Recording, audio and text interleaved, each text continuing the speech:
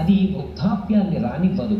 అటువంటి పరమమంగళ ద్రవ్యములైనటువంటి జీలకర్ర బెల్లం రెండింటినీ నూరి అందులోంచి ధనాత్మకమైనటువంటి విద్యుత్తు ఉత్పత్తి అయ్యేటటువంటి సమయంలో వివాహమునందు సుముహూర్తంలో వరుడు వధువు ఒండురులు కూడా తమ తమ ఆ తలల మీద ఉంచుకోవడం అనేటటువంటిది ఇద్దరి యొక్క భావముల యొక్క సమతౌల్యము కొరకు అత్యంత ప్రధానమైన విషయంగా శాస్త్రములు నిర్దేశిస్తున్నాయి. అటువంటి మంగళ ద్రవ్యములలో ఒకటైనటువంటి బెల్లాన్ని ఈ వేప పువ్వుతో కలుపుతారు.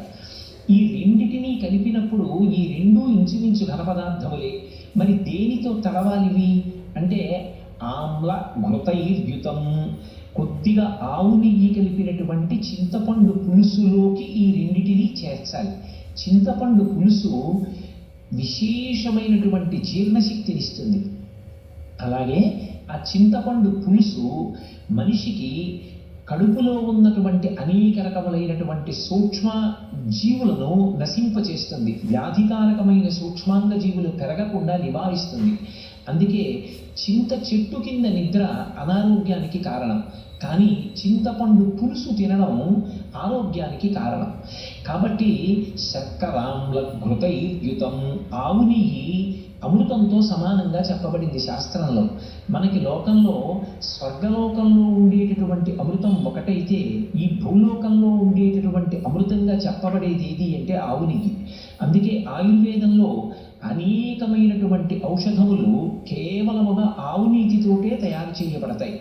అంత గొప్పదైనటువంటి ఆవు నీతిని ఈ చింతపండు పులుసులోకి చేర్చి ఈ చింతపండు పులుసులోకి ఈ వేప పువ్వుని బెల్లం గడ్డని నలిపి అందులోకి కలుపుతారు. కొన్ని చోట్ల మామిడి పిండి అప్పుడే వస్తూ ఉంటుంది, దాని యొక్క ముక్కలు కూడా కలుపుతారు. కారణం ఏమంటే లోకంలో చెట్లన్నిటికీ కూడా రకరకాలైనటువంటి పేర్లు ఉన్నాయి, కానీ పరబ్రహ్మము యొక్క పేరు తన పేరుగా కలిగినటువంటి చెట్టు ఈ సృష్టిలో మామిడి చెట్టు ఒక్కటే. మామిడి చెట్టుకి రసాలము అని పేరు, పరబ్రహ్మమునకు రసో వై సహా అని పేరు. సాక్షాత్ పరబ్రహ్మస్వరూపమే మామిడి చెట్టుగా కీర్తింపబడుతుంది. అందుకే ఎక్కడ ఏ శుభకార్యం జరగనివ్వండి, మామిడాకులు తెచ్చి తోరణంగా కట్టి ఇంటి ముందు కడతారు. మామిడి అన్ని విధాలా కూడా ఔషధీయుక్తమై ఉంటుంది. అందుకే దాన్ని సూర్యరశ్మితో కలిపి ఒరుగులు చేసి సంవత్సరాంతం నిలవ చేసి దాన్ని ఔషధిగా పుచ్చుకుంటూ ఉంటారు. అంత గొప్ప ఉపకార గుణం మామిడి చెట్టులోకి ఎందుకు వచ్చింది అంటే అది కేవలం ఒక చెట్టు యొక్క లక్షణంగా చూడకుండా పరదేవత యొక్క అనుగ్రహంగా చూడడం భారతీయుల యొక్క దృష్టి విశేషం. దేన్నైనా ఈశ్వర ప్రసాదంగా అనుభవిస్తారు. అందుకే అటువంటి మామిడి కాయ యొక్క ముక్కల్ని కూడా అందులోకి కలుపుకుంటారు.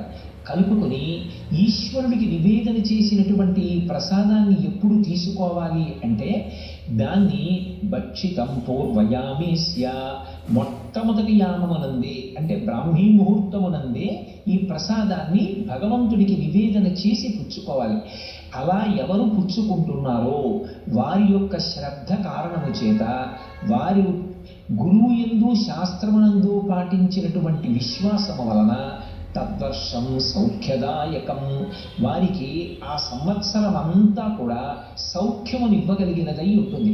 మనం లోకంలో సాధారణంగా ఏదైనా ఒక వ్రతం అయిపోయిన తరువాత ప్రసాదం తింటాం, కానీ ఉగాది దగ్గరికి వచ్చేటప్పటికి విశేషం ఏమిటంటే ఒక సంవత్సర పర్యంతం ఈశ్వరానుగ్రహాన్ని మనకి కృప చెయ్యగలిగినటువంటి ప్రసాదం ఏది అంటే ఉగాది తిథి నాడు, మొట్టమొదటి తిథి నాడు ఆ చైత్రమాసంలో వచ్చేటటువంటి పాడ్యమి నాటి ఉదయం వేళ భగవంతుడికి నివేదన చేసి పుచ్చుకున్నటువంటి ప్రసాదం ఏదుందో అది ఆ సంవత్సరం అంతా కూడా సౌఖ్యాన్ని ఇస్తుంది అని మనకి ఋషులు తెలియచేస్తున్నారు. కాబట్టి ఉగాది నాడు తప్పకుండా అందరూ కూడా అటువంటి ప్రసాదాన్ని స్వీకరించాలి. తరువాత దేవాలయ దర్శనం చెయ్యాలి. ప్రతి ఊళ్ళో దేవాలయం ఉంటుంది. చక్కగా దేవాలయానికి వెళ్ళి వాళ్ళ ఇష్టదైవాన్ని స్మరిస్తారు. విశేషించి చైత్రమాసం వసంత ఋతువు. ఆ వసంత ఋతువుతో కూడుకున్నటువంటి మాసం కనుక మొట్టమొదటి నెల కనుక శారదని మనం ఆరాధన ఆరాధన చేయడం అత్యంత శ్రేయోదాయకం.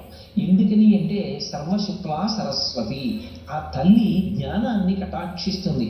అసలు మనుష్య జన్మ యొక్క ప్రధాన ప్రయోజనం ఏమి అంటే ఆ ధర్మాన్ని తెలుసుకుని ధర్మాన్ని అనుష్ఠించడం. ధర్మాన్ని అనుష్ఠించడానికి పనికి రాకపోతే అసలు ఈ మనుష్య శరీరము వలన ఏ విధమైనటువంటి ఉపయోగము ఉండదు. మిగిలిన 84 లక్షల జీవరాశులలో మనుష్య ప్రాణికి ఉండేటువంటి ప్రధానమైన వ్యత్యాసం ఏమి అంటే ఆయన శాస్త్రాన్ని చదువుకొని ధర్మాన్ని అనుష్ఠించి